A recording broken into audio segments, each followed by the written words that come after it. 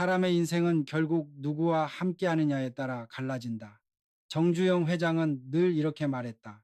아무리 머리 좋고 노력 많이 해도 곁에 어떤 사람이 있느냐가 운명을 가른다. 그는 평생 수많은 사람을 만났다. 함께 갈 사람, 거리를 둬야 할 사람, 그리고 인생을 통째로 흔들어 놓은 단 한 사람까지. 그 만남들의 결과를 통해 그는 아주 분명하게 깨달았다. 운이라는 건 하늘이 던져주는 복덩이가 아니라 결국 함께하는 사람이 만든 길이다. 나 혼자만 잘한다고 되는 게 아니고 옆 사람의 마음과 태도가 결국 나의 내일을 만든다는 것이다. 나이가 들수록 이 말은 더 크게 다가온다. 건강, 돈, 명예보다 마지막에 남는 건 늘 사람뿐이기 때문이다. 젊을 땐 실력을 믿고 중년엔 경험을 믿지만 어느 순간부터 사람을 잘못 만나는 한 번의 선택이 수십 년 쌓아 올린 인생을 흔드는 걸 직접 보게 된다. 그래서 오늘 우리는 그가 평생 현장에서 보고 겪으면서 정리한 인간관계의 기준을 나누려 한다. 특히 성공한 사람들이 결코 가까이 두지 않았던 몇 가지 유형의 사람들에 대해 이야기할 것이다. 겉으로는 반짝이고 말은 달콤하고 몸가짐은 세련돼 보이지만 속은 삐뚤어진 사람들. 듣기에는 다정한데 행동은 늘 이기적으로 흐르는 사람들. 이런 유형의 관계가 조용하게 삶을 썩게 만든다. 우리는 살다 보면 그런 사람을 그래도 저 정도면 괜찮지 하며 곁에 두기도 한다. 하지만 그 괜찮겠지가 쌓이다 보면 어느 날 갑자기 가정이 무너지고 사업이 틀어지고 내 마음의 평안이 무너진다. 정주영 회장은 그걸 누구보다 빨리 알아챘다. 왜냐하면 그는 늘 사람을 겉모습으로 보지 않고 속으로 봤기 때문이다. 그는 공장 바닥에서도 사무실에서도 회식 자리에서도 항상 사람을 관찰했다. 누가 크게 떠드는지보다 누가 조용히 책임을 지는지를 봤고 말을 잘하는 사람보다 약속을 지키는 사람을 기억했다. 그의 말은 거칠지만 단순했다. 사람 하나 잘 만나면 일이 술술 풀리고 사람 하나 잘못 끌어들이면 평생 갚을 빚이 생긴다. 나이가 들수록 이 말이 남 얘기가 아니다. 젊을 때는 상처받아도 다시 시작할 시간이 있지만 인생의 후반전은 다르다. 이제는 누굴 곁에 두느냐가 남은 인생이 편안하냐 아니냐를 가른다. 그래서 지금 이 시간은 단순히 남 이야기를 듣는 시간이 아니라 내 주변을 점검하는 시간이다. 내 옆에 있는 그 사람이 과연 나의 삶을 단단하게 만드는가 아니면 조용히 갉아먹는가. 이 기준이 한번 제대로 서면 불필요한 눈물과 후회를 미리 막을 수 있다. 지금부터 차례대로 살펴볼 유형들은 특정 성별을 말하려는 것이 아니다. 그건 중요하지 않다. 이건 성별이나 나이 문제가 아니다. 어떤 사람이든 남자든 여자든 젊든 나이 들었든 간에 이 특징을 심하게 보이는 사람은 결국 곁을 무너뜨린다.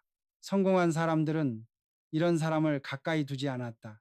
왜냐하면 신뢰와 관계는 결국 자산이기 때문이다. 땅과 건물만 자산이 아니라 곁에 있는 사람도 자산이다.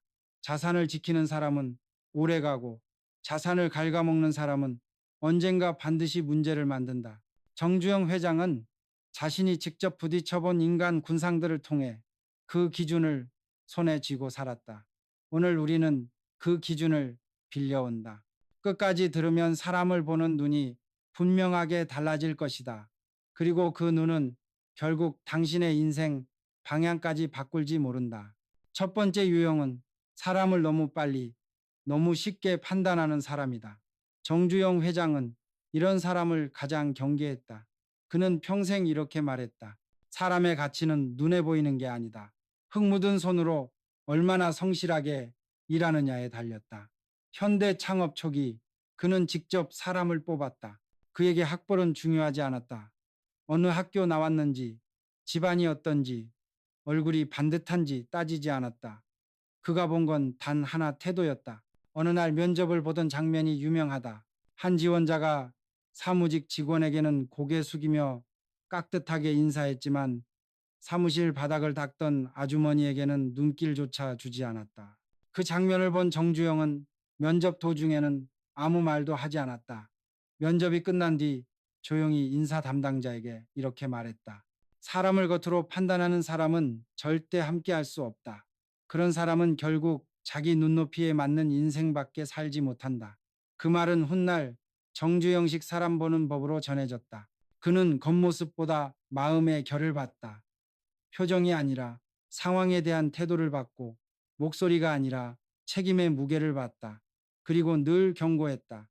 사람을 너무 빨리 재단하면 그 재단한 잣대가 언젠가 자기 목을 조른다고. 사람을 쉽게 판단하는 사람, 곁에 있으면 어떤 일이 벌어질까 처음엔 편하다. 왜냐하면 그들은 판단이 빠르고 말이 시원시원하니까. 저 사람은 별거 아니야. 저건 안 되는 스타일이야. 이렇게 선을 그어버리니까 마음이 잠깐은 가볍다. 나도 괜히 똑똑해진 것 같고. 그런데 문제는 그 입이 결국 당신에게도 향한다는 것이다. 오늘은 남을 낮게 보고 내일은 나를 낮게 본다. 그런 사람 곁에서는 신뢰가 자라지 않는다. 믿음이 쌓이기 전에 의심이 먼저 자란다. 특히 중장년 이후의 인간관계는 속도가 중요한 게 아니다. 깊이가 중요하다. 속도만 빠른 관계는 금방 뜨거워지고 금방 식어버린다. 반면 깊이 있는 관계는 오래 간다. 판단이 빠른 사람은 관계를 깊게 만들지 못한다. 늘 얕은 자리에서만 머무른다. 정주영은 이런 얕음을 싫어했다. 그는 비 오는 날 비옷도 없이 흙탕물 속에서 자재를 옮기는 직원을 보고 이렇게 말했다. 저 사람은 책임을 진 거야. 주변 간부들은 준비도 안 된 무모한 사람이라고 비웃었지만 정주영은 고개를 저었다. 그는 화려한 말보다 묵묵한 행동을 더 높게 평가했다. 그는 현장에서 만난 어느 직원의 흙 묻은 작업복을 가리키며 이런 말을 남겼다. 저 옷이 세상에서 제일 비싼 옷이야. 왜냐면 저 옷값엔 땀과 책임이 섞여 있거든. 그에게 진짜 능력이란 화려함이 아니라 꾸준함이었다. 남의 직함을 보고 태도를 바꾸는 사람, 누가 힘 있는 사람인지 눈치부터 보는 사람, 그런 사람은 오래 곁에 두지 않았다. 왜냐하면 그런 태도는 결국 조직 전체의 신뢰를 조금씩 갉아먹기 때문이다. 이건 회사 이야기 같지만 사실 가정도 똑같다. 가족 사이에서도 누군가를 쉽게 깎아내리고 가까운 사람을 낮게 부르는 말버릇이 있다면 그 집은 이미 금이 간 것이다. 사람을 아래로 깔아보는 시선은 언젠가 반드시 갈등으로 돌아온다. 나이가 들수록 집안의 공기가 중요하다. 집안의 공기가 평안해야 몸도 마음도 버틴다. 그런데 누군가가 늘 쟤는 원래 그래. 당신은 그게 문제야 하며 단정해버리는 말을 반복한다면 그 집의 숨은 갈등은 생각보다 깊다. 관계를 지키고 싶다면 가장 먼저 해야 할 건 평가를 줄이는 것이다. 평가가 줄어들면 대화가 다시 시작된다. 정주영은 늘 사람에게 이런 질문을 던졌다. 이 사람은 내가 없어도 똑같이 일할 사람인가? 이 질문은 단순히 일꾼을 고르는 기준이 아니었다. 그는 인생의 동반자를 고르는 기준으로도 이 질문을 썼다. 당신이 없을 때도 그 사람이 같은 마음과 같은 책임감을 유지한다면 그 사람은 함께 가도 된다. 그런데 당신이 없을 때 태도가 바뀌고 상황을 자기 유리하게만 말하고 남을 빨리 판단해서 자신만 깨끗하게 보이려 한다면 그 사람은 결국 당신의 삶을 약하게 만든다. 지금 당신 곁에는 어떤 사람이 있는가? 오늘 하루 동안 당신은 누군가를 직함없이 바라본 적 있는가? 아니면 여전히 것만 보고 서둘러 결론부터 내리고 있는가? 결국 사람을 대하는 나의 태도가 내 인생의 그릇을 결정한다는 사실. 우리는 나이가 들수록 이 진실에서 도망갈 수 없다. 두 번째 이야기로 넘어가 보자. 약속을 가볍게 여기는 사람이다.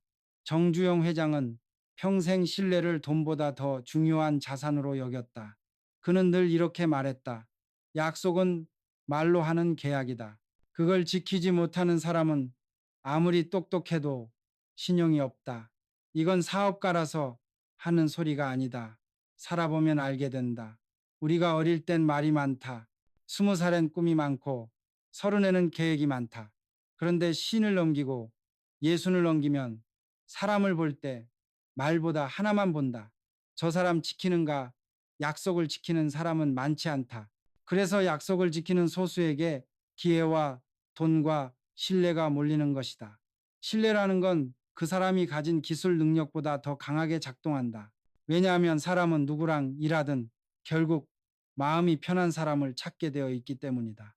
믿음이 없는 사람과 함께 있으면 늘 내가 그 사람을 감시해야 한다. 그건 결국 피로가 된다. 피로한 관계는 오래 못 간다. 현대건설을 막 일으키던 시절 정주영은 매일같이 공사 현장을 돌았다. 현장은 하루만 늦어도 전체 일정이 무너진다. 그러던 어느 날 한 하청 업체가 납기를 하루 늦췄다. 그들은 하루 정도야 뭐 큰일입니까? 내일 다 하겠습니다. 라고 대수롭지 않게 넘기려 했다. 하지만 정주영은 단호했다. 오늘 하루 늦으면 내일은 회사가 늦는다. 하루의 신용이 무너지면 10년의 신뢰도 무너진다. 이건 그냥 호통이 아니었다. 그는 약속이라는 걸 일정표에서 보는 게 아니라 사람의 인격에서 봤다. 내가 한다고 한 것을 해내는 사람인지 아니면 상황 봐서 말 그대로 안 해도 괜찮다고 넘기는 사람인지. 약속을 소홀히 하는 사람은 아무렇지 않게 사람의 기대를 무너뜨린다.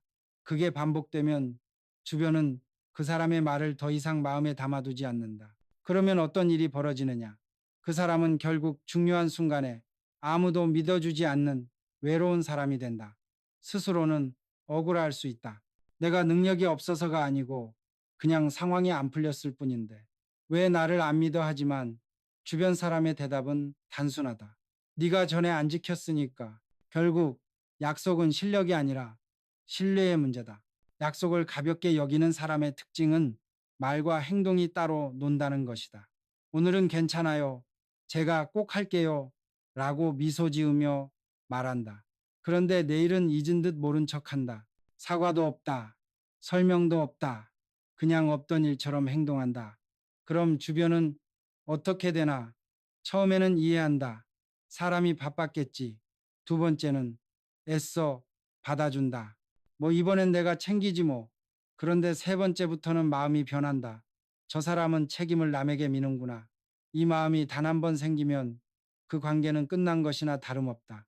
한 번 금간 그릇은 겉으로 보기엔 멀쩡하지만 물을 담으면 새기 시작한다. 사람 사이도 똑같다.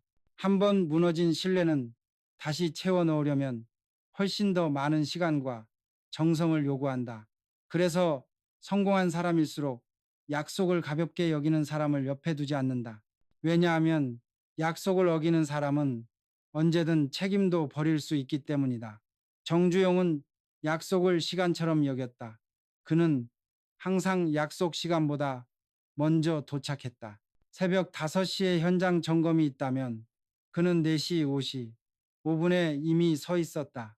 직원이 늦게 오면 이렇게 말했다. 시간을 못 지키는 사람은 마음을 지키는 것도 어렵다. 이건 군대식 훈계가 아니다. 시간을 맞춘다는 건 나는 당신을 대충 대하지 않는다는 뜻이다. 약속을 지킨다는 건 나는 이 관계를 소중하게 생각한다는 뜻이다. 반대로 약속을 우습게 하는 사람은 사실 상대를 우습게 보는 것이다. 그래서 약속은 단순한 일정표가 아니라 서로에 대한 존중의 증거다. 한 번은 해외 투자자와 만나는 중요한 자리였다. 폭우가 쏟아져 도로가 막히고 모두가 오늘은 그냥 못 갑니다. 상황이니 다음으로 미루시죠. 라고 말하던 날이었다. 많은 사람이라면 이렇게 생각했을 것이다. 아, 이건 어쩔 수 없지. 급한 건 나만의 문제가 아니고 전체 상황의 문제니까. 그럴듯해 보이는 합리화다. 하지만 정주영은 그걸 받아들이지 않았다.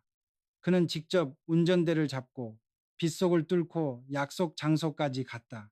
젖은 양복으로 들어와 그는 첫마디를 이렇게 했다. 시간을 어기면 믿음도 졌습니다. 그 한마디의 투자자는 바로 계약서에 사인했다. 왜일까? 대단한 명언이라서가 아니다. 눈앞에서 행동으로 보여준 사람이니까. 사람은 말보다 장면을 믿는다. 저 사람은 비 맞으면서도 나와의 약속을 지키는 사람이구나. 그 믿음 하나가 앞으로의 큰 돈, 큰 사업, 큰 기회를 열어주는 문이 된다. 이걸 가정으로 가져와 보자. 부부 사이도 똑같다. 내가 고칠게라고 말만 하고 안 고치는 배우자. 이번 주엔 시간 낼게 라고 말만 하고 또 핑계대는 자녀. 다음에 밥 한번 합시다라고 늘 말만 하는 친구. 우리는 이런 말을 수십 번 듣고 산다. 그런데 어느 순간부터 마음이 식는다. 말의 힘이 떨어지는 순간이다. 말의 힘이 떨어졌다는 건 그 관계가 더 이상 깊어지기 어렵다는 뜻이다. 약속의 무게를 못 느끼는 사람은 주변 사람의 마음에서 서서히 빠져나간다. 몸은 곁에 있어도 마음은 이미 멀어진다. 나이가 들수록 중요한 건 화려한 말이 아니다. 내가 너 지지해. 난 내 편이야. 이런 말은 누구나 할 수 있다. 정말로 중요한 건 작은 약속을 실제로 지켜주는 사람이다. 병원 같이 가주기로 했으면 정말 와주는 사람. 힘들다고 했을 때 전화 한 통이라도 해주는 사람. 집 수리 문제 있다고 했을 때 나중에 보자가 아니라 언제인지 말해 라고 실제 날짜를 잡아주는 사람. 삶은 결국 이런 소소한 지켜짐 위에서 신뢰를 쌓아 올린다. 그래서 성공한 사람일수록 주변에 남는 사람은 말이 화려한 사람이 아니라 조용히 약속을 지키는 사람이다. 우리는 종종 이렇게 말한다. 나는 거짓말 안 해. 나는 남에게 피해 안 줘. 그런데 문제는 그게 다가 아니다. 정말 중요한 건 내가 한 말을 내가 지키는 거다. 약속은 크게 보이면 부담스럽다고 생각해서 작은 말로 시작한다. 내가 해볼게요. 내가 알아볼게요. 그건 내가 책임질게요. 사실 이런 말들은 겉으로는 가볍지만 듣는 사람에게는 큰 기대가 된다. 그래서 약속은 말할 때보다 하고 난 뒤가 더 무겁다. 그래서 함부로 약속을 남발하는 사람은 결국 신뢰를 깎아먹는다. 차라리 적게 말하고 묵묵히 지키는 편이 훨씬 낫다. 정주영은 젊은 사람들에게 이런 말을 자주 했다. 작은 약속을 지키는 사람에게 큰 기회가 간다. 기회라는 건 천재에게 가는 게 아니다.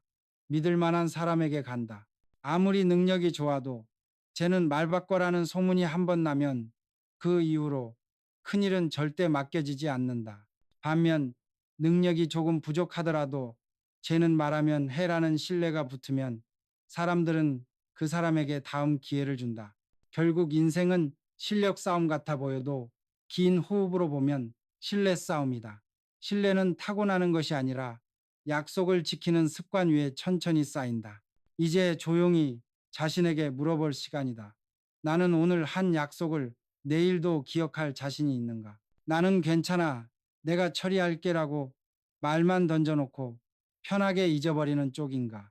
아니면 한번 입 밖으로 꺼낸 말은 어떤 형태로든 해내려고 몸을 움직이는 쪽인가? 나이가 들수록 사람들은 내 얼굴보다 내 말의 무게를 본다. 그리고 그 말의 무게가 결국 내 인생의 무게가 된다. 약속을 무겁게 여기는 사람만이 마지막까지 곁에 남는다.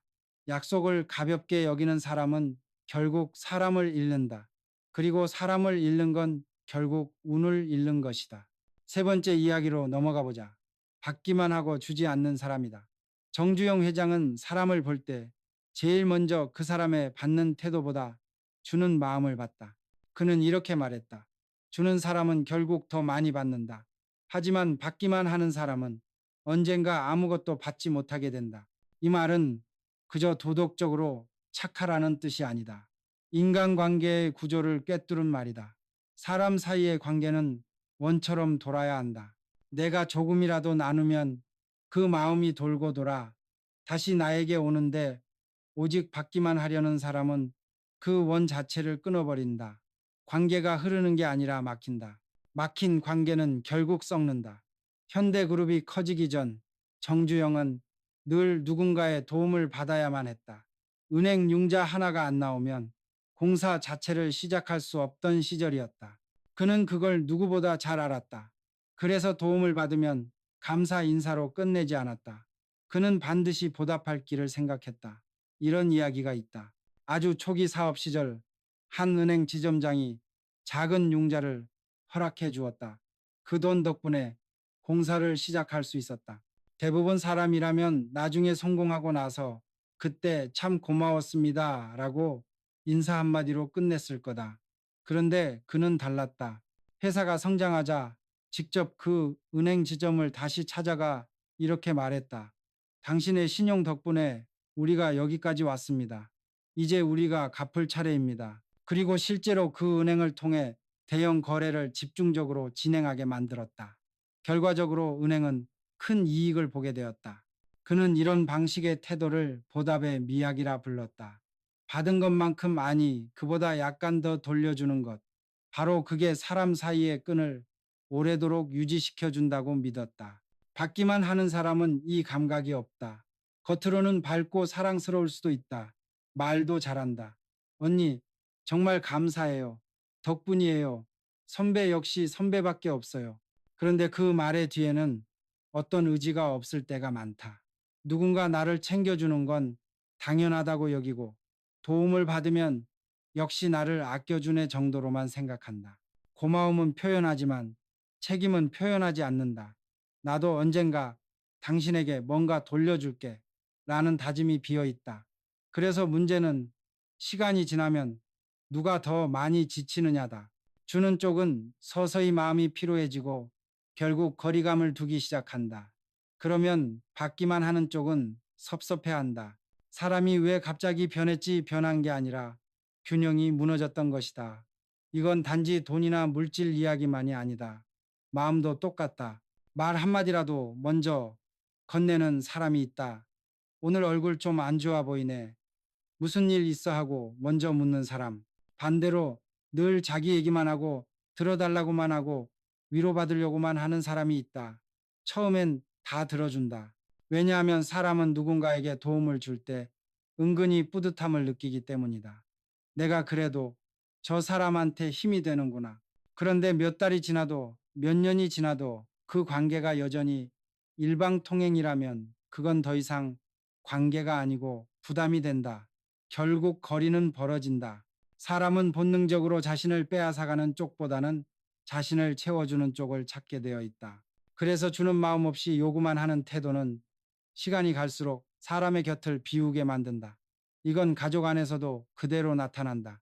예를 들어 누군가가 늘 해줘, 들어줘, 챙겨줘 라고 말하지만 정작 본인은 아무도 챙겨주지 않는 집안이 있다. 그 집은 겉으로는 조용해 보여도 안에서는 피로가 쌓인다. 특히 부모 세대에서 이 감각이 무너질 때가 많다. 어떤 자녀는 부모에게 늘 기대기만 한다. 돈, 정서, 시간, 모든 걸 부모 쪽으로만 끌어간다. 그런데 부모가 지쳤다는 말조차 제대로 못 꺼낼 만큼 그 균형이 무너진 경우도 있다. 이건 결국 서로를 고립시킨다. 돌보는 사람은 점점 지치면서 마음을 닫고 받기만 하는 사람은 오히려 왜 요즘은 예전 같지 않지라며 서운해한다. 이처럼 일방향의 관계는 어느 쪽에게도 건강하지 않다. 정주영은 조직에서도 똑같은 원칙을 적용했다.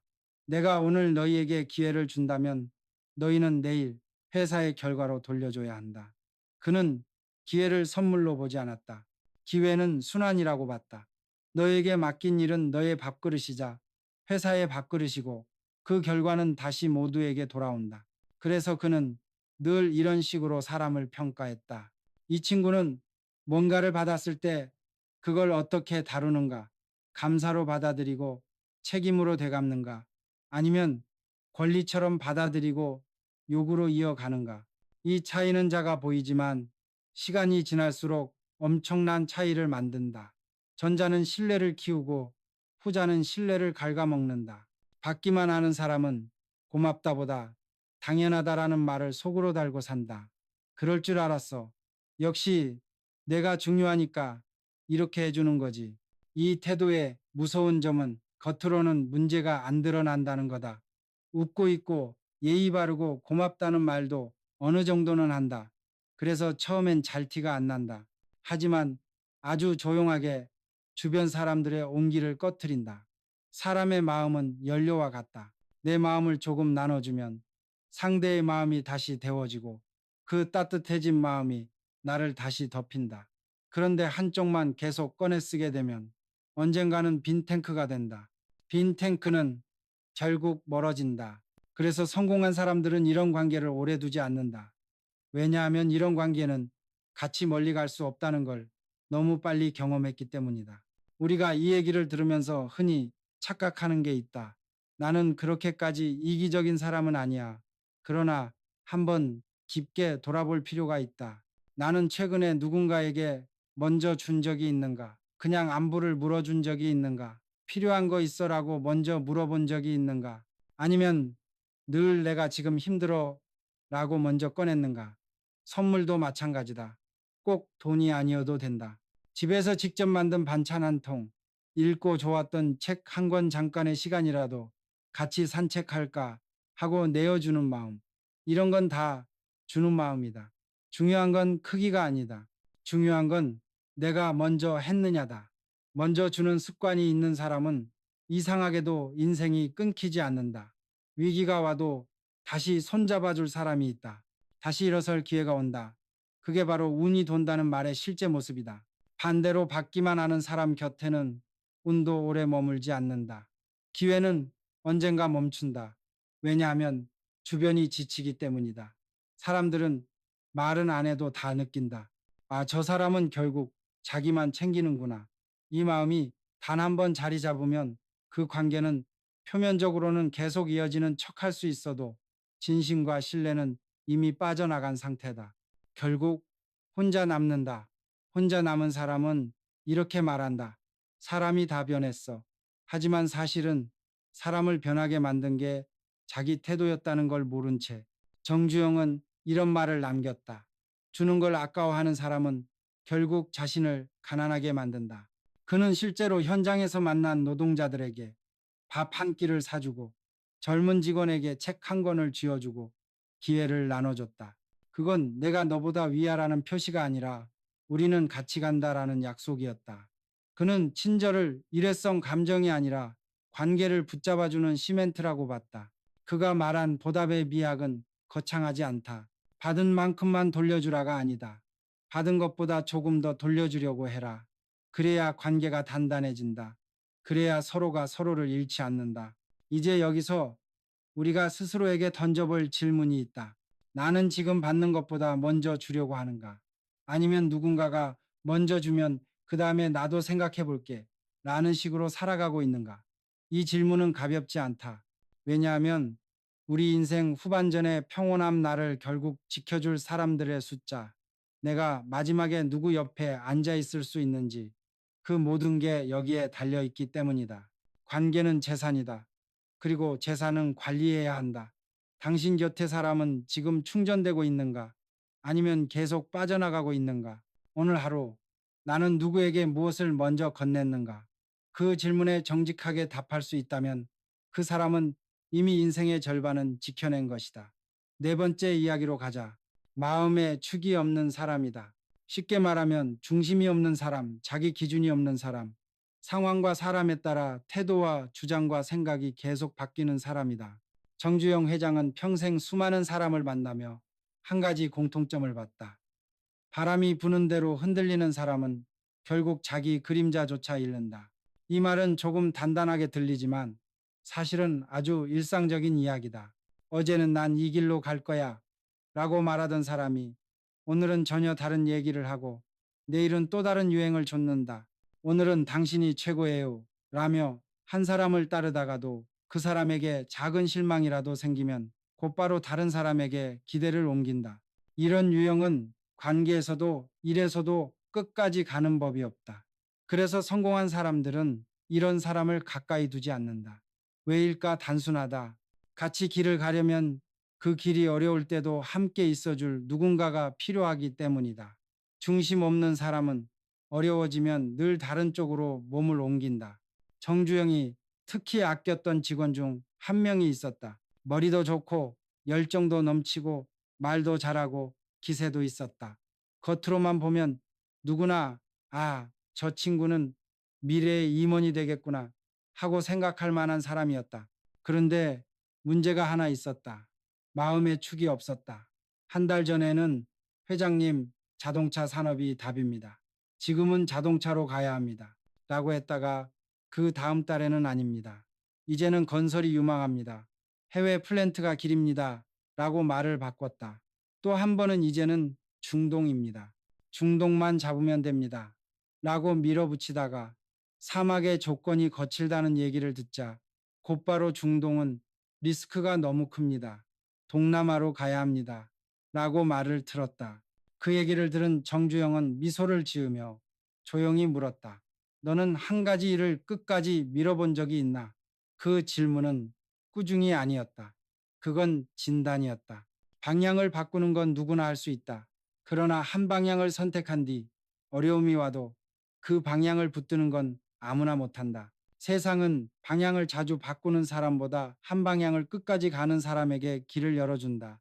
이건 실제다. 회사든 가정이든 마찬가지다. 누군가와 함께 가려면 그 사람이 내일도 같은 자리에 있을 거라는 믿음이 있어야 한다. 오늘은 여기, 내일은 저기, 모레는 또 딴소리라면 그 사람에게 중요한 일은 맡길 수 없다. 마음에 축이 없는 사람은 흔히 부드럽고 유연해 보인다. 나는 누구 말이든 다 들어줄 수 있어. 나는 상황에 맞게 바뀔 수 있어. 이런 태도는 처음엔 굉장히 매력적이다. 왜냐하면 갈등이 없다. 뭐든 맞춰주니까 편하다. 하지만 시간이 지나면 이상한 불안이 생긴다. 이 사람이 진짜로 믿는 건 뭘까? 이 사람은 결국 누구 편일까? 이 사람은 위기에 섰을 때 어떤 결정을 내릴까? 우리는 나이가 들수록 안다. 사람은 평화로운 날보다 어려운 날의 태도가 중요하다는 것을. 위기가 왔을 때 마음에 축이 없는 사람은 가장 먼저 자기 안전부터 본다. 책임은 남에게 돌리고 자신은 가운데 서지 않으려 한다. 그래서 신뢰가 쌓이지 않는다. 우리는 그런 사람 옆에서 오래 머물 수 없다. 왜냐하면 그늘 아래 쉬려면 그 나무가 흔들리지 않아야 하기 때문이다. 아무도 흔들리는 나무 아래 오래 앉아 있지 못한다. 정주영 본인은 평생 자기 신념을 지켰다. 그의 신념은 화려하지 않았다. 단순했다. 할 수 있다면 한다. 안 된다면 될 때까지 한다. 그 말이 허세처럼 들릴 수도 있다. 하지만 그는 진짜로 그 신념을 삶에 들고 다녔다. 국제 유가가 요동치던 시절에도, 나라 전체가 위기를 겪던 IMF 외환위기 같은 시절에도, 세상이 이제 끝났다고 말하던 순간에도 그는 한 가지를 반복했다. 흔들리지 마라. 이럴 때일수록 마음의 축을 잡아야 한다. 남이 뭐라 해도 우리는 가야 한다. 사람들은 그 태도에 기댔다. 그냥 괜찮을 거야 라는 위로가 아니라 지금도 내가 방향을 잡고 있다는 선언이었기 때문이다. 많은 이가 그 확신을 먹고 버텼다. 어떤 조직이든 어떤 가정이든 누군가에게는 그 역할이 꼭 필요하다. 우리 괜찮아. 흔들리지 말자. 라고 말해주고 실제로도 그 자리에 그대로 있는 사람. 그게 바로 축이다. 우리는 종종 이렇게 생각한다. 요즘 세상은 빨리 바뀌니까 나도 빨리 바뀌어야 해. 맞는 말이다. 그러나 그 말의 위험한 오해는 이거다. 방향을 바꾸는 것과 기준을 버리는 건 다르다. 방향은 바꿀 수 있다. 살아가며 직업도 바꿀 수 있고 사는 지역도 바꿀 수 있고 관계의 거리도 조절할 수 있다. 그건 성장이다. 하지만 기준까지 매번 바꾸면 그건 도망이다. 내 안에서 변하지 말아야 할 기준은 무엇인가? 나는 책임을 피하지 않는다. 나는 남의 험담으로 내 자리를 지키지 않는다. 나는 힘들어도 약속은 어지럽게 만들지 않는다. 이런 건 기준이다. 기준이 무너지면 사람의 인생은 발디딜 땅이 사라진다. 결국 남의 기분, 사람들의 시선, 유행하는 말, 주변에서 큰 소리치는 누군가에 의해 내 선택이 흔들리기 시작한다. 그러면 어느 순간 거울 앞에 섰을 때 낯선 얼굴이 나를 보고 있다. 내가 이런 사람이었나 하는 순간이 온다. 그건 참 서늘하다. 마음에 축이 없는 사람은 늘 남의 눈치를 본다. 오늘은 이쪽 사람에게 맞춰 웃고 내일은 저쪽 사람의 말에 맞춰 돌변한다. 그럴수록 사람들은 그를 믿지 않는다. 왜냐하면 저 사람은 누구 편도 아니고 결국 자기 편이다 라는 결론이 서기 때문이다. 겉으론 다 잘 지내는 것 같은데 이상하게 누구에게도 깊이 초대받지 못한다. 중요한 자리엔 빠진다. 결정의 순간엔 제외된다. 이유는 단순하다. 위기의 순간에 믿고 등을 맡길 수 없다는 판단이 내려졌기 때문이다. 그 판단이 한번 내려지면 다시 번복되기 어렵다. 신뢰는 주머니에서 꺼내 쓸 수 있는 물건이 아니라 오랜 시간 쌓여야 하는 공기 같은 거라서 한번 깨지면 다시 채우기가 정말 어렵다. 정주영은 사람을 볼 때 이렇게 물었다. 네가 지금 하는 일 왜 하고 있나? 이 질문은 무서운 질문이다. 왜냐하면 많은 사람이 사실 이유를 모른 채 살기 때문이다. 그냥 먹고 살아야 하니까. 그냥 다들 하니까. 그냥 지금은 이렇게 하는 게 편하니까. 그런데 이유를 모르는 노력은 오래가지 못한다. 이유 없는 수고는 조금만 흔들어도 쉽게 포기된다. 반면 왜 이 길을 가는가를 분명히 알고 있는 사람은 좌우로 치는 바람에도 잘 안 꺾인다. 왜가 그 사람의 축이기 때문이다. 남이 그거 요즘 안 통해라고 말해도, 그거 위험해라고 겁을 줘도, 너 그 길 가면 나랑 멀어져라고 압박을 해도 그 사람은 버틴다. 왜냐하면 남의 인정보다 자기의 이유가 더 크기 때문이다. 이건 가정에서도 그대로 통한다. 부부 사이든 부모와 자식 사이든 집안의 평온을 지키는데 가장 중요한 건 돈이나 큰 성공이 아니다. 방향이다. 우리는 싸울 수 있어도 서로를 깎아내리지는 않는다. 우리는 힘들어도 도망은 안 간다. 우리는 어려우면 말한다. 숨기지 않는다.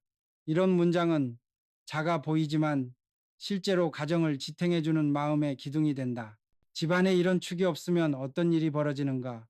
작은 오해 하나에도 관계가 금방 갈라진다. 부부 사이가 흔들리기 시작하면 서로를 설득하는 대신 각자 밖에서 위로를 찾고 그 위로가 어느새 또 다른 문제를 낳는다. 축이 없다는 건 결국 마음이 외부에 기대기 시작한다는 뜻이다. 그런 관계는 오래 버티지 못한다. 모든 사람은 약해질 순간이 있다. 누구든 불안할 때가 있고 흔들릴 때가 있다. 그건 부끄러운 게 아니다. 그러나 마음에 축이 있는 사람은 흔들리면서도 다시 돌아올 자리를 안다. 반면 축이 없는 사람은 흔들린 뒤에 돌아올 자리가 없다. 그래서 더 쉽게 무너진다. 성공한 사람일수록 이런 차이를 너무 많이 봐온 것이다. 그래서 그들은 처음에는 누구와도 잘 지내는 듯 보이는 어디에나 섞여들고 모두와 맞춰주는 그런 사람을 조심스럽게 거리를 둔다. 보기엔 둥글둥글하지만 막상 중요한 순간엔 아무도 지켜주지 않는 사람. 말은 다 맞는 말이지만 정작 자기 말에 자기 인생을 걸지는 않는 사람. 결국 그 옆에서는 안심하고 마음을 놓을 수 없기 때문이다. 이제 스스로에게 물어보자. 나는 하루에도 몇 번이나 생각을 바꾸는가? 남이 뭐라 해서 내 기준을 바꾼 적은 없는가? 나는 지금 하는 이 선택이 진짜 내가 원하는 방향인가? 아니면 누군가의 기대를 맞추려는 건가? 오늘 하루를 돌아보며 한 가지 더 짚어보자. 나는 내 신념으로 결정을 내렸는가? 아니면 남의 표정을 보고 방향을 틀었는가? 나이가 들수록 남이 내 인생을 책임져 주지 않는다는 걸 안다. 결국 내 인생은 내가 책임져야 한다. 그렇다면 최소한 한 가지는 분명해야 한다. 나는 어떤 사람으로 남고 싶은가? 마음에 축이 있는 사람으로 남고 싶은가? 아니면 매일 누군가에게 기대 방향을 정해달라고 묻는 사람으로 남고 싶은가? 대답은 누구나 알고 있다. 문제는 그 대답대로 살 용기다. 다섯 번째 이야기는 약함을 인정하지 못하는 사람이다. 조금 더 정확히 말하자면 스스로의 부족함을 절대 인정하지 않으려는 태도다. 이 사람들의 말은 늘 이렇게 흘러간다. 내가 틀린 게 아니야. 상황이 안 좋았을 뿐이야. 너희가 제대로 못 맞춰줬잖아. 얼핏 들으면 당당하고 자신감 있어 보인다. 하지만 실은 그 반대다. 마음이 약하니까 절대 약해 보이려고 하지 않는 것이다. 정주영 회장은 평생 강한 사람으로 알려졌지만 그는 진짜 강함의 의미를 다르게 봤다. 그는 이렇게 말했다. 나는 완벽하지 않다. 하지만 부족함을 알기에 더 성장할 수 있었다. 그에게 강함은 큰 소리치는 근육이 아니었다. 강함은 나는 지금 이 부분이 부족하다. 그래서 배워야 한다. 고 말할 줄 아는 솔직함이었다. 정주영의 젊은 시절은 사실 반짝이는 성공담이 아니었다. 가난 때문에 정규 교육을 오래 받지도 못했고 시작하려는 사업은 번번이 부서졌다. 돈이 없고 뒤에서 받쳐줄 사람도 없고 실패는 반복됐다. 그런데 흥미로운 건 그가 그 모든 걸 감추지 않았다는 것이다. 그는 사람들 앞에서 이렇게 말했다. 나는 지금 잘 모른다. 하지만 배울 마음은 누구보다 크다. 많은 사람은 체면 때문에 이런 말을 못한다.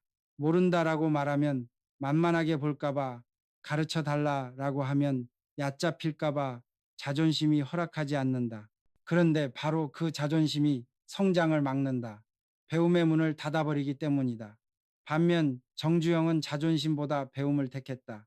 농장일도 배웠고, 공사 기술도 배웠고, 일본 기술자에게까지 직접 고개를 숙이며 방법을 물었다. 그는 배울 때는 무릎을 꿇고 일어설 땐 당당하게 서라 라고 했다. 이 말은 결국 이런 뜻이다. 무릎 꿇는 걸 두려워하지 않는 사람이 마지막엔 진짜로 서 있는 사람이라는 것이다. 약함을 인정하지 못하는 사람은 항상 자기 방어가 앞선다. 실패가 생기면 내 잘못 아니야 라고 말한다. 뭔가 잘 안 되면 환경이 문제야, 시대가 문제야, 사람들이 문제야 라고 말한다. 주변에서는 처음엔 이해한다. 그래, 누구나 핑계는 필요하지. 그러나 그 태도가 계속되면 어느 순간 신뢰가 무너진다. 왜냐하면 이런 사람은 절대 배우지 않기 때문이다. 배울 생각이 없다는 건 앞으로도 계속 같은 방식으로 문제를 반복하겠다는 뜻이다. 사람들은 본능적으로 느낀다. 아, 이 사람은 다음에도 똑같이 할 거구나. 그럼 내가 또 피해를 보겠네. 그렇게 되면 상대는 점점 거리를 둔다. 능력 부족이 문제인 게 아니라 태도 때문에 사람이 떠나는 것이다. 이것이 무섭다. 능력은 채워줄 수 있지만 태도는 대신 고쳐줄 수 없기 때문이다. 그런데 여기서 중요한 점이 하나 있다. 약함을 인정하지 못하는 사람은 사실 외로움도 인정하지 못한다. 마음이 상해도 난 괜찮아 라고 말한다. 도와줄까 물어보면 됐어, 혼자 할 수 있어 라고 말한다. 혼자 버티는 걸 자존심의 증명처럼 생각한다. 내가 무너지면 끝이다라는 공포를 품고 있으면서도 그걸 솔직하게 꺼낼 용기가 없다.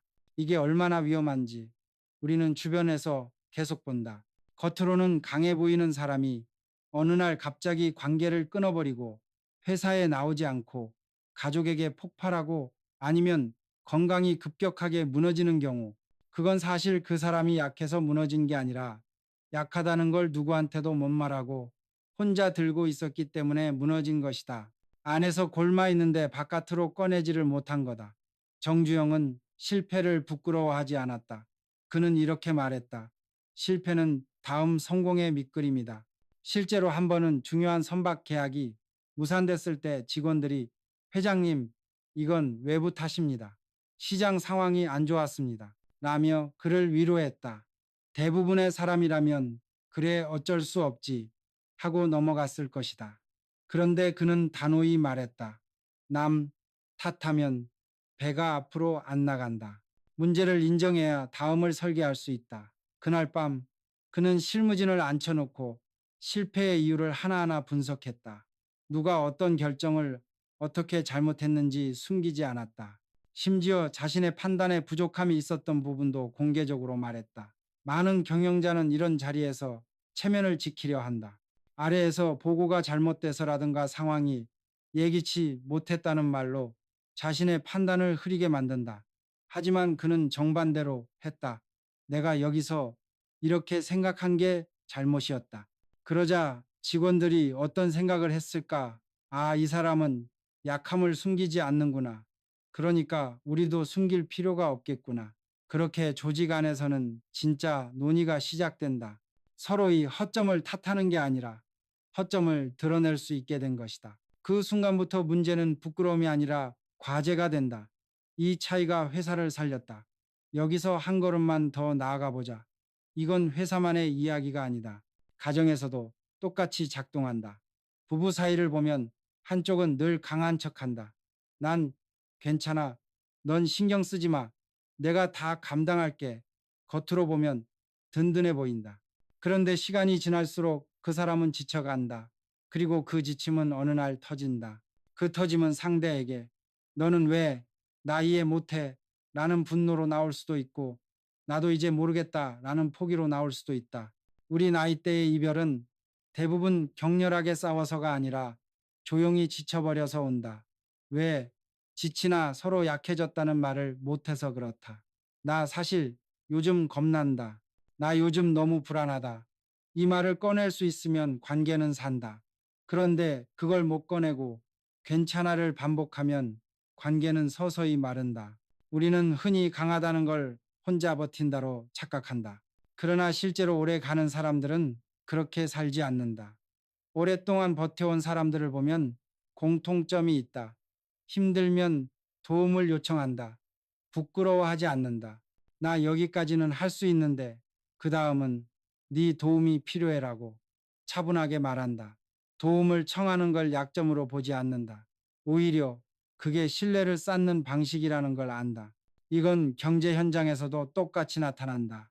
위기 상황에서 구조 요청을 빨리 한 기업은 회복할 가능성이 커진다. 반면 끝까지 우리는 문제없다고 버티다가 뒤늦게 터지는 기업일수록 시장의 신뢰를 잃고 회복도 어렵다. 국가 경제에서도 마찬가지다. 위기가 닥쳤을 때 우린 괜찮다만 되풀이하는 정부보다 우리는 이 부분이 취약하니 이 부분에서 협력이 필요하다고 정확히 밝히는 정부 쪽이 오히려 투자자들의 안심을 산다. 이것은 단순한 기업의 논리가 아니라 인간관계의 논리와 같다. 나 괜찮아 라는 말은 겉으로는 든든해 보이지만 듣는 사람에게는 벽처럼 느껴진다. 반대로 나 요즘 솔직히 힘든데라고 말하는 건 상대를 초대하는 문이 된다. 약함을 인정하지 못하는 사람은 스스로 벽을 만든다. 도움을 받지 않으려 하고 실수를 인정하지 않으려 하고 괜찮아라는 가면을 쓰고 버틴다. 그러다 보니 아무도 진짜 마음속으로 들어갈 수가 없다. 사람은 결국 가까워지고 싶은 사람 곁에 머문다.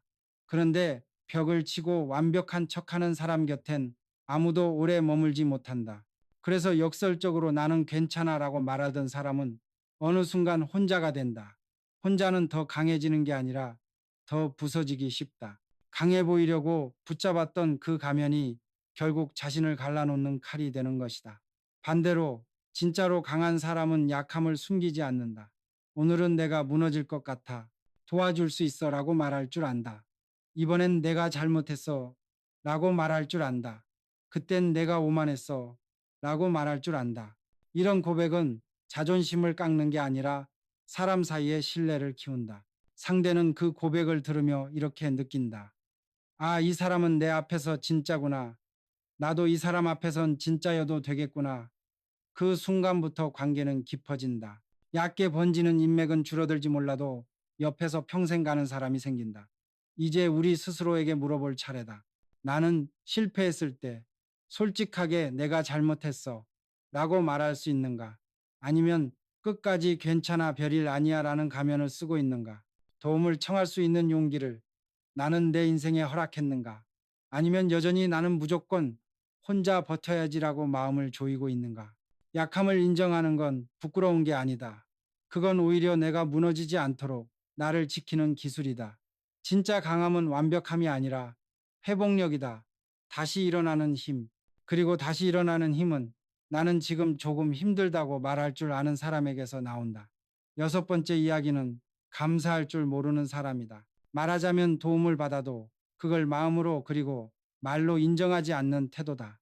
정주영 회장은 평생 사람의 입을 유심히 봤다. 그는 이렇게 말했다. 감사할 줄 모르는 사람은 결국 운도 떠난다. 고맙다는 한마디가 사람의 마음과 세상의 길을 연다. 이건 그냥 예의범절 이야기가 아니다. 감사는 관계를 이어주는 끈이다. 그 끈이 끊어지면 그 사람은 결국 혼자 남는다. 그는 이를 현장에서 수도 없이 보았다. 능력이 좋고 머리도 빠르고 일도 잘하는데 감사라는 말을 한 번도 꺼내지 않는 사람이 있었다.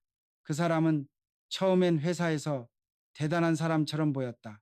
저 친구 없으면 일이 안 돌아가. 다들 그렇게 인정했다. 그런데 몇 년이 지나자 주변이 하나둘씩 그 사람을 피하기 시작했다. 이유는 단순했다. 그 사람 옆에 있으면 내가 너무 당연한 존재가 돼. 이런 마음이 쌓이면 관계는 조용히 멀어진다.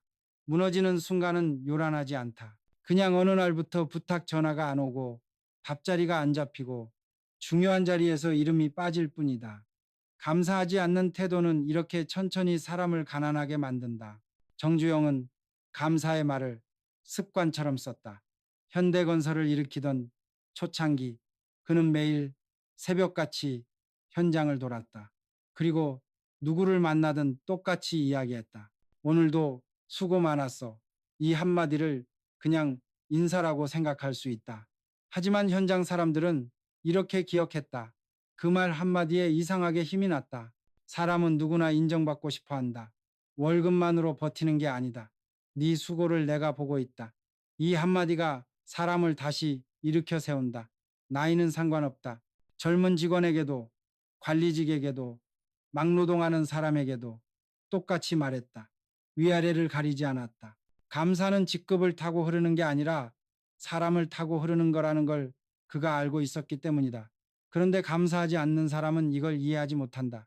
그들은 어떤 도움을 받으면 속으로 이렇게 생각한다. 그럴 줄 알았어. 나 정도면 그 정도는 대접받아야지. 그러니까 겉으로는 별 문제 없어 보인다. 무리하게 욕을 하는 것도 아니고 싸움을 거는 것도 아니다. 그냥 아무 말이 없을 뿐이다. 그런데 그 아무 말이 없음이 문제다. 왜냐하면 감사가 사라지는 순간 상대는 자기 존재가 투명해졌다고 느끼기 때문이다. 내가 해준 게 공기처럼 취급될 때 사람의 마음은 조용히 닫힌다. 아, 나는 결국 저 사람에게 그냥 쓰는 도구였구나. 이 느낌이 드는 순간 관계는 되돌리기 어렵다. 겉으로는 계속 웃을 수 있다. 밥도 먹을 수 있고 인사도 할 수 있다. 하지만 마음 깊은 곳의 온기는 이미 빠져나간 상태다. 가족 안에서도 이건 아주 뚜렷하게 나타난다. 가족끼리는 감사 표현이 더 어려울 때가 많다. 당연한 거지 가족인데. 바로 그 생각이 관계를 서서히 말린다. 밥 차려준 사람에게 잘 먹었어. 라는 말이 사치가 아니다. 하루를 마치고 오늘도 애들 챙기느라 고생 많았어. 라는 말, 오늘 일하느라 피곤했지. 라는 말, 같이 있어줘서 고마워. 라는 말, 이런 짧은 말들이 집안 공기를 부드럽게 한다. 감사가 드러나면 서로의 피로가 조금 내려앉는다. 그런데 감사가 사라지면 피로가 쌓인다. 사람은 피로만 쌓이고 인정은 받지 못하면 언젠가 마음을 뺀다. 몸은 집 안에 있어도 마음은 이미 바깥으로 나가 있는 상태. 그때부터 관계는 틈이 생기기 시작한다. 그리고 그 틈은 시간이 갈수록 넓어진다. 많은 가정의 균열은 큰 싸움이 아니라 고맙다는 말 한마디가 사라진 데서 시작된다. 정주영은 감사의 말을 사람을 움직이는 연료라고 했다. 한 번은 폭우가 쏟아지던 날이었다. 도로가 얼어붙고 시야가 거의 안 보이는 상황에서 운전기사가 늦은 밤까지 그를 이동시켰다. 회의가 끝나자 그는 그냥 집으로 들어간 게 아니라 운전석 쪽으로 직접 다가가 이렇게 말했다. 오늘 정말 고생 많았네. 덕분이야. 그 말을 들은 운전기사는 눈시울이 붉어졌다고 한다. 그 사건 이후 그 사람은 더 성실한 사람이 되었다고 전해진다. 많은 사람은 능력을 높이려 하고 시스템을 정비하려 하고 효율을 말한다. 물론 중요하다. 하지만 실제로 사람을 움직이는 건 고급 기술이나 복잡한 지시가 아니다. 진심 어린 한마디다. 덕분이야. 고맙다. 너 아니면 못했을 거야. 이 말은 월급으로 살 수 없는 동기다. 진심으로 들은 사람은 내일처럼 남의 일도 책임지게 된다. 왜냐하면 이제 이 일은 그냥 일이 아니라 관계이기 때문이다.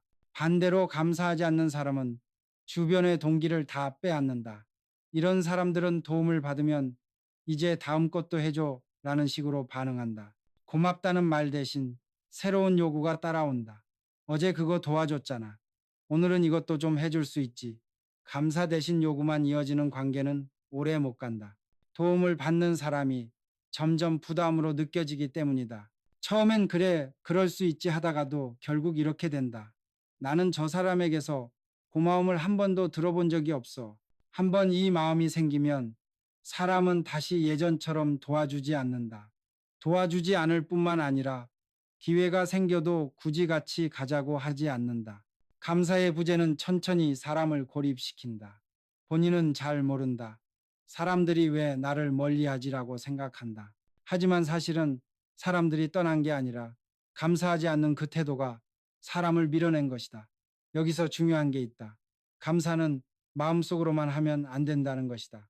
나 속으로는 늘 고마워했어 라고 말하는 사람이 있다. 그런데 상대는 그걸 모른다. 관계는 표현을 통해 유지된다. 듣지 못한 감사는 존재하지 않은 감사와 같다. 많은 부부가 여기서 엇갈린다. 한쪽은 이렇게 생각한다. 난 당신 고마운 거 다 알 텐데 뭐. 하지만 다른 쪽은 이렇게 느낀다. 고맙다는 말을 들은 기억이 언젠지 모르겠다. 이 온도차가 쌓이면 어느 순간 마음속에 질문이 올라온다. 나는 이 집에서 어떤 존재인가? 그 질문이 생기면 이미 편안함은 사라진 것이다. 그리고 그 질문이 오래 머물면 관계는 멀어진다. 감사는 느낌이 아니라 전달이어야 한다. 정주영은 직원들에게 종종 이렇게 물었다. 누군가 너를 도와줬다면 오늘 그 사람에게 고맙다고 말했나? 대답이 없으면 그는 웃으며 덧붙였다. 감사는 배우는 게 아니다. 그건 습관이다. 이 말은 평생 기억할 만하다. 감사는 기분이 좋을 때만 하는 행사가 아니다. 그냥 해야 해서 하는 것이다. 이를 닦듯이 약 먹듯이 밥 먹듯이 생활에 섞여 있어야 한다. 그래야 관계가 마르지 않는다. 감사는 사탕 발림이 아니다. 감사는 관계를 지키는 관리 행위다. 감사한 마음을 입 밖으로 꺼내는 사람 옆에는 결국 사람이 남는다. 반면 감사하지 않는 사람은 하나둘씩 곁이 비기 시작한다. 일할 사람도 도울 사람도 같이 울어줄 사람도 사라진다. 혼자 남은 그 순간에 비로소 깨닫는다. 고맙다는 말이 그렇게 어려운 말이 아니었다는 걸. 이제 마지막으로 우리 자신에게 물어보자. 오늘 나는 내 곁의 사람들에게 고맙다는 말을 했는가? 단 한 사람에게라도 마음으로만 느끼고 입으로는 아끼고 있지 않은가? 알겠지 뭐라고 넘기고 있는 건 아닌가? 감사는 돈이 드는 게 아니다. 자존심이 꺾이는 것도 아니다.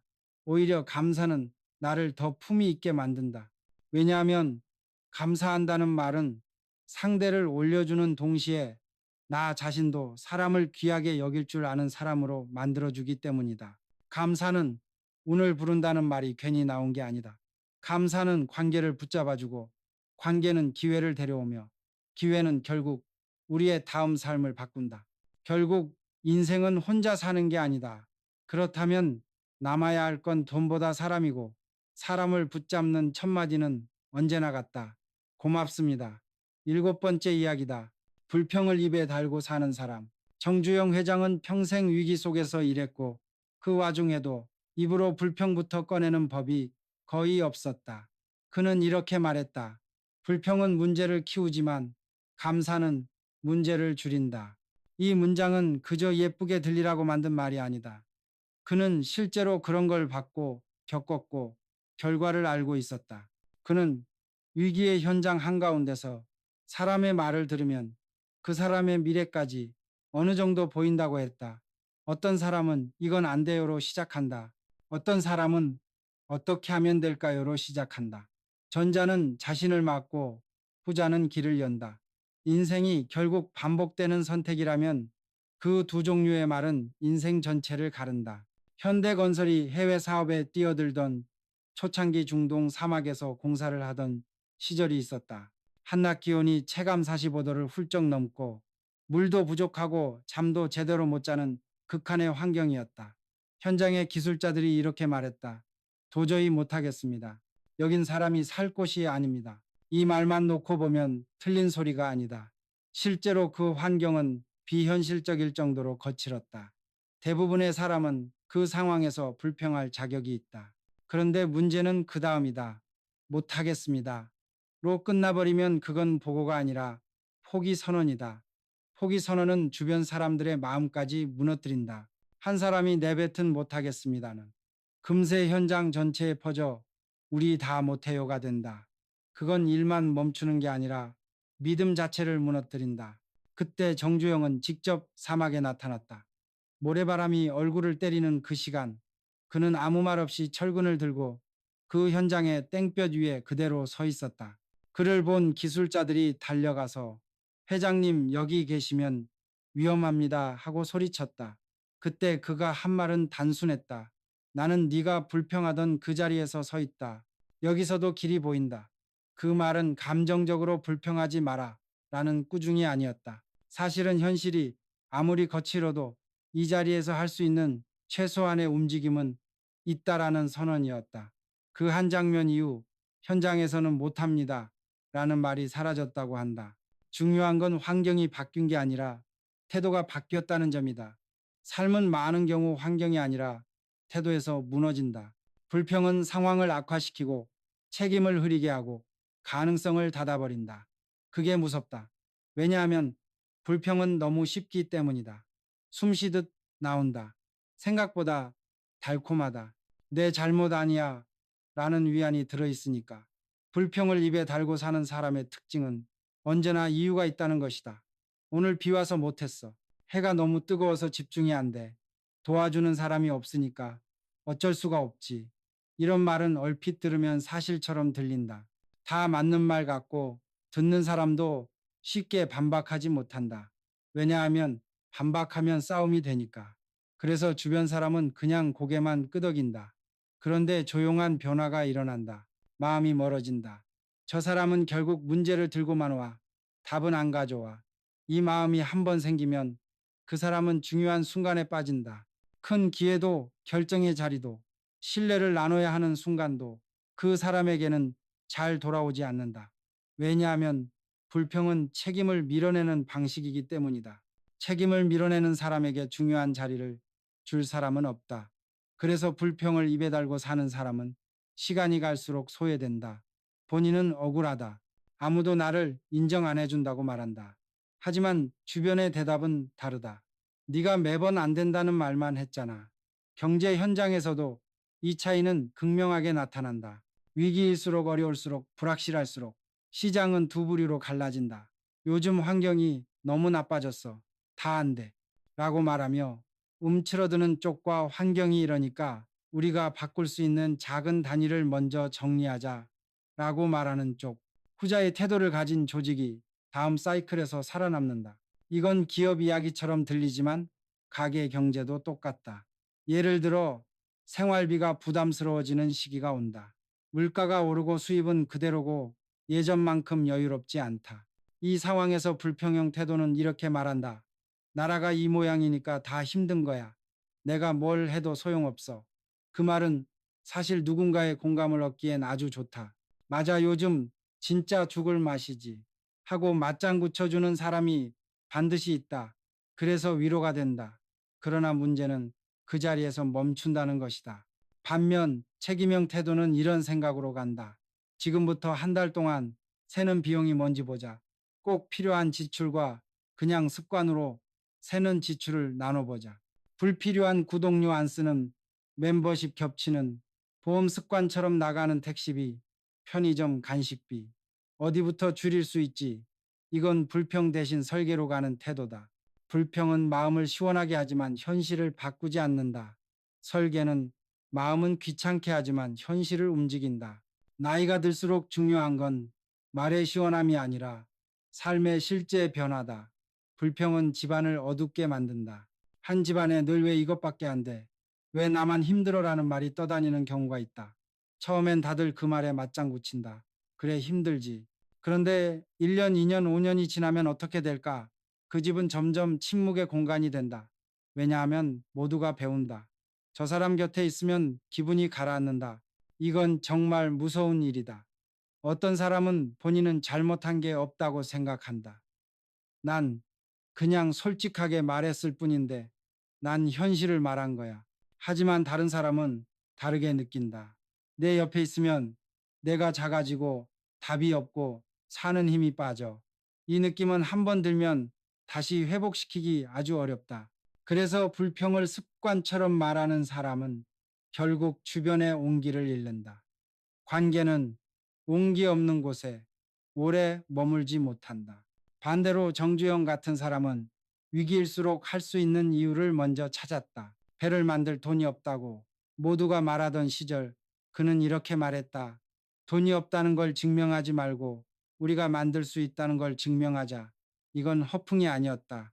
그 말은 구체적 행동으로 이어졌다. 그렇다면 우리가 먼저 설계도를 가져가서 보여주자. 아직 만들지 않았지만 이렇게 만들 겁니다. 라는 그림을 먼저 파는 거다. 세상은 가능성을 보여주는 사람에게 돈을 준다.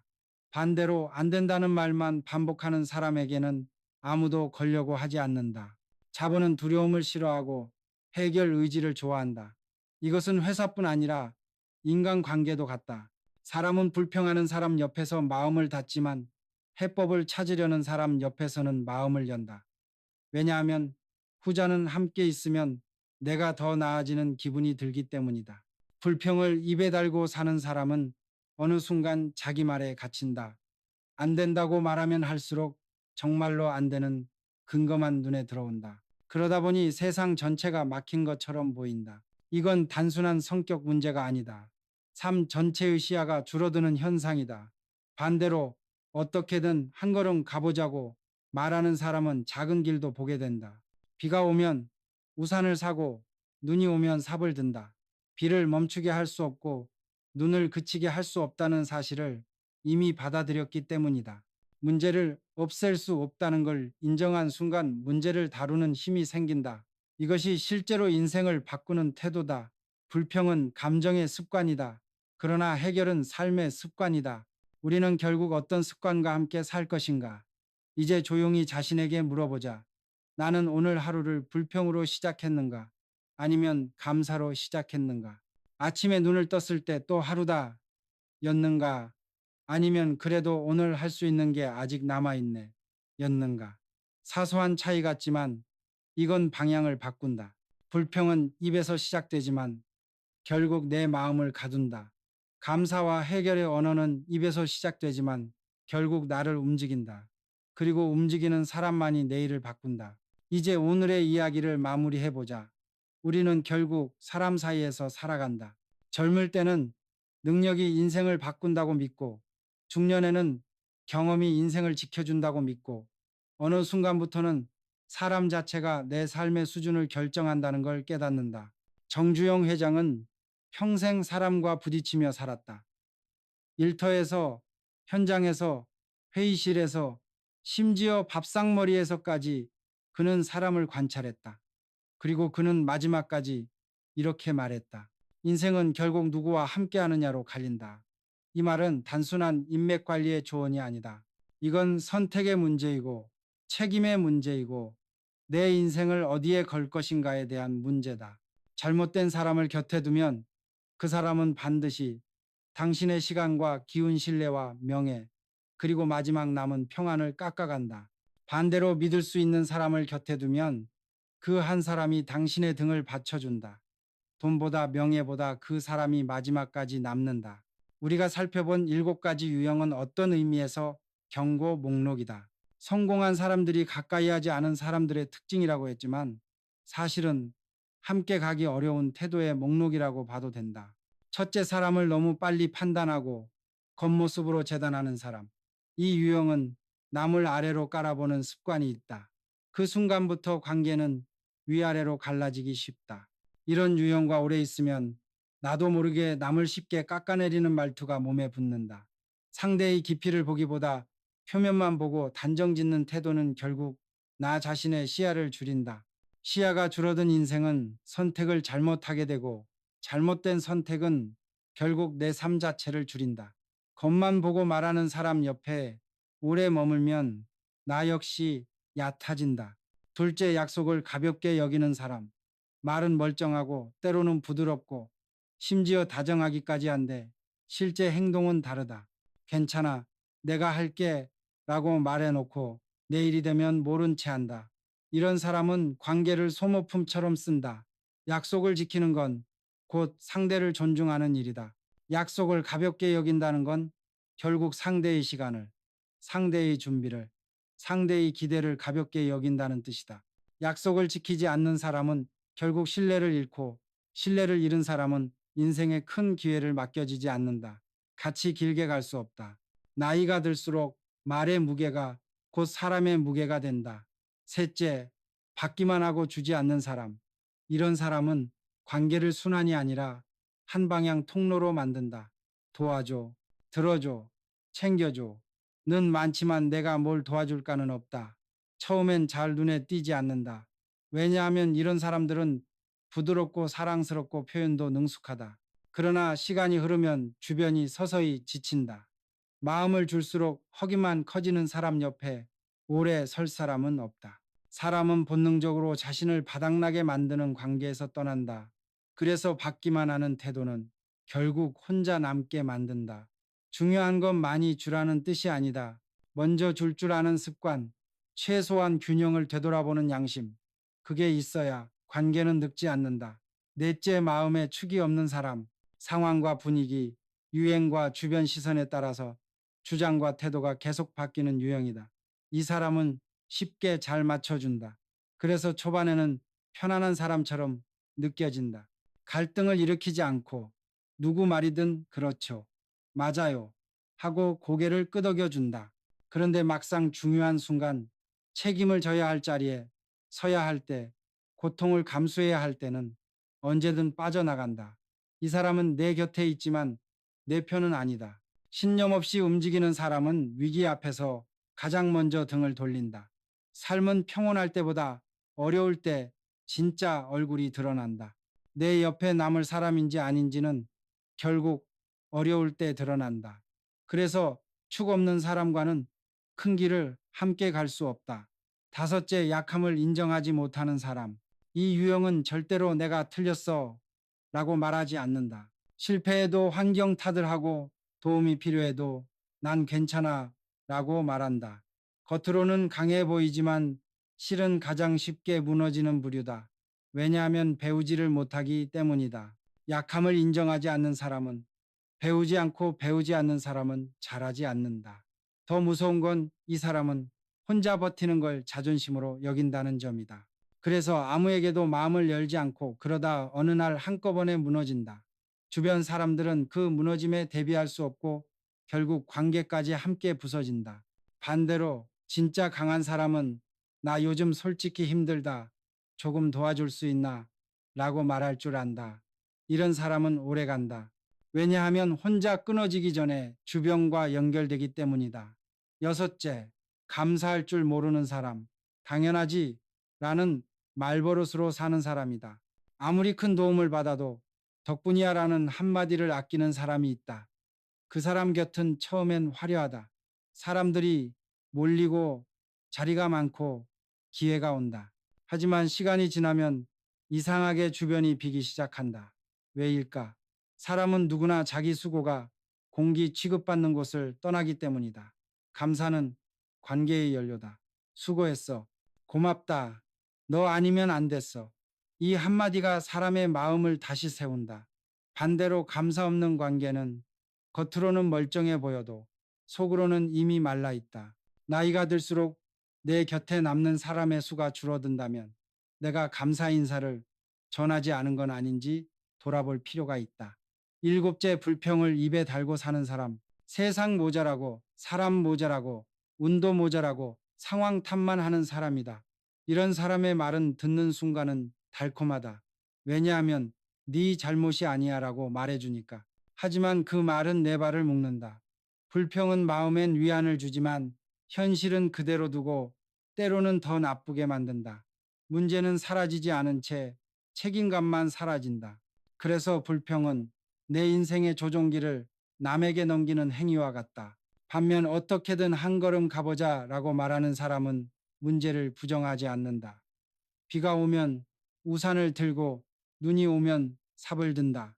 현실을 바꾸지는 못하더라도 대응은 할 수 있다고 믿는다. 그 믿음이 삶을 움직인다. 그리고 삶은 움직이는 사람 편을 든다. 자, 이제 중요한 질문으로 돌아간다. 오늘 이 일곱 가지 유형을 들으면서 혹시 떠오른 얼굴이 있었는가? 회사 동료, 오랜 친구, 가족 중 한 사람, 혹은 나 자신. 많은 분이 여기서 마음이 뜨끔할 수 있다. 나도 가끔 약속 가볍게 넘긴 적 있는데, 나도 요즘 불평이 습관처럼 나와. 나도 도움받아 놓고 고맙다는 말을 안 한 것 같아. 그 마음이 든다면 절대로 낙담하지 마라. 그건 이미 절반 이상 온 거다. 왜냐하면 진짜로 문제가 있는 사람은 이런 얘기를 들어도 절대 자기 얘기라고 느끼지 않기 때문이다. 다른 사람 얘기네 하고 넘기는 사람은 바뀌지 않는다. 이거 나 얘기 같은데 하고 멈춰선 사람은 이미 바뀌기 시작한 사람이다. 성공한 사람들은 처음부터 완벽한 게 아니다. 그들도 실수했고, 약속 어긴 적도 있고, 불평한 적도 있고, 남에게 기대기만 한 적도 있다. 차이는 단 하나다. 그걸 고치려고 했느냐, 아니면 그냥 성격이라고 합리화했느냐. 우리가 인생 후반전을 살수록 정말 중요한 건 내가 누구와 함께 살 것인가와 동시에 나는 어떤 사람으로 남을 것인가다. 주변을 정리하는 것도 필요하다. 나를 소모시키는 관계 반복해서 상처만 남기는 관계 신뢰를 갉아먹는 관계는 이제는 거리를 둘 줄 알아야 한다. 그건 차갑게 끊으라는 뜻이 아니다. 단지 내 마음의 문을 전부 내놓지 말아야 한다는 뜻이다. 동시에 더 중요한 게 하나 있다. 나는 과연 누군가의 에너지를 빼앗는 쪽인가? 아니면 채워주는 쪽인가? 나는 말을 남기는 사람인가? 아니면 행동을 남기는 사람인가? 나는 불평을 말로 남기는가? 아니면 감사와 책임을 습관으로 남기는가? 결국 마지막에 곁에 남는 사람은 그런 사람이다. 믿을 수 있는 사람, 고마움을 표현할 줄 아는 사람, 약속을 지키는 사람, 도망가지 않는 사람. 우리는 다 그런 사람 옆에 있고 싶다. 그렇다면 먼저 내가 그런 사람이 되어야 한다. 관계는 거울이기 때문이다. 정주영 회장은 이런 말을 남겼다. 고생은 있어도 실패는 없다.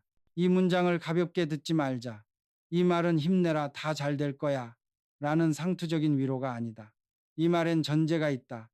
고생은 피할 수 없다. 살아보면 안다. 몸의 고생, 마음의 고생, 돈의 고생, 사람의 고생, 누구도 비켜가지 못한다. 그러나 그 고생을 어떻게 버티고, 누구와 버티고, 어떤 태도로 버티느냐에 따라 그것은 실패가 아니라 자산이 될 수 있다. 그래야 남은 인생을 내가 선택할 수 있다. 그래서 그는 고생을 부끄러워하지 않았다. 오히려 고생을 통해 곁에 남은 사람 끝까지 흔들리지 않은 신념, 그리고 다시 일어설 힘을 확인했다. 이것이 실패가 아니라는 뜻이다. 이제 마지막으로 당신에게 묻고 싶다.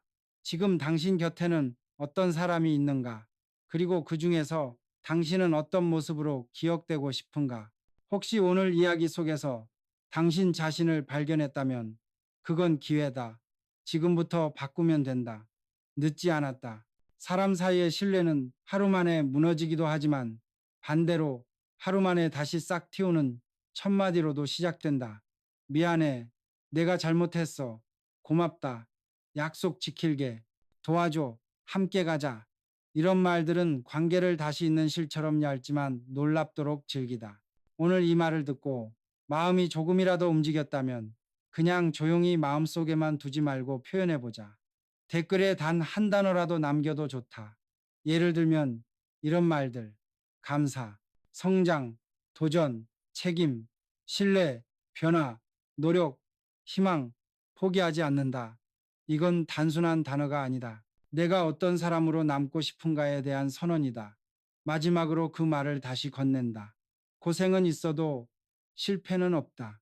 이 한 문장이 당신의 내일을 바꾸는 출발점이 되기를 진심으로 바란다. 오늘도, 그리고 내일도